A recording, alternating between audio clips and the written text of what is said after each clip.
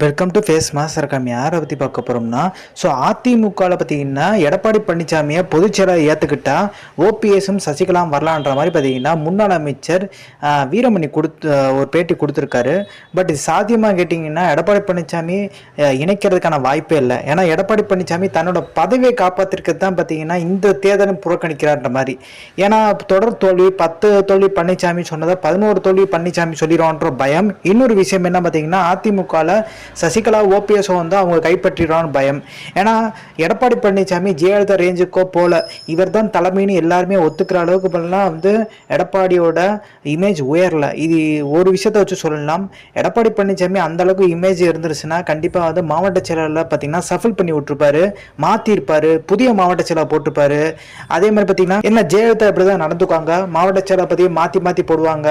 ஏன்னா முன்னாடி பார்த்தீங்கன்னா மாவட்ட செயலர் யார் இருந்தாங்களோ அவங்க தான் இன்ன வரைக்கும் தொடர்ந்துட்டு இருக்காங்க. எடப்பாடி பழனிசாமியோட மேஜரான குற்றச்சாட்டு ஒரு ஒன்றிய செயலர் கூட மாற்ற முடியாது. அப்படி மாத்தினா எடப்பாடி பழனிசாமி அவரோட பதவி போயிருன்ற ஒரு பயம் பார்த்தீங்கன்னா அவருக்கு இருக்கு.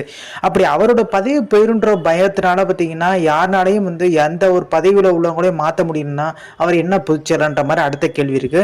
ஸோ செல்வாக்கம் மிக்க ஒரு பொதுச்செயலாளர் பார்த்தீங்கன்னா எடப்பாடி பழனிசாமி ஏங்கல. அதனால தான் எடப்பாடி பழனிசாமி பார்த்தீங்கன்னா சசிகலாவையோ ஓபிஎஸோ சேர்க்கற தயங்குறாரு. அப்படி செல்வாக்கு பார்த்தீங்கன்னா இருந்திருந்தா எடப்பாடி பழனிசாமிக்கு இவங்க 2 பேரும் இணைச்சிருப்பாங்க. ஏன்னா ஜெயலலிதாவை எதிர்த்தவங்கலாம் பிற்காலத்திலே பார்த்தீங்கன்னா ஜெயலலிதா இணைச்சிக்கிட்டாங்க. அந்த அளவுக்கு பார்த்தீங்கன்னா எடப்பாடி பழனிசாமி இறங்கி வரல. ஸோ அதனால தான் தொடர் தோல்வின்றாங்க. கிட்டத்தட்ட ஒரு 9 இடங்களில் தென் மாவட்டங்களில் பார்த்தீங்கன்னா டெபாசிட் இழந்திருக்காரு.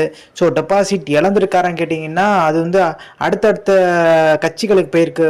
குறிப்பிட்டு பார்த்தீங்கன்னா மதுரையில் வந்து சொல்லலாம் தைரியமாக வந்து அதிமுக 3வது இடத்துக்கு போனது மிகப்பெரிய ஒரு ஆச்சரியம். அதிமுக வரைக்கும் ஆச்சரியம், குறிப்பிட்டு செல்லூர் ராஜு உதயகுமாருக்குனா ஆச்சரியம். ஏன்னா அங்கே பாஜக வேட்பாளர் 2வது இடத்துக்கு வர்றாரு. ஸோ இந்த இன்ஃபர்மேஷன் பிடிச்சா like share subscribe. Thanks for வாட்சிங் திஸ் வீடியோ.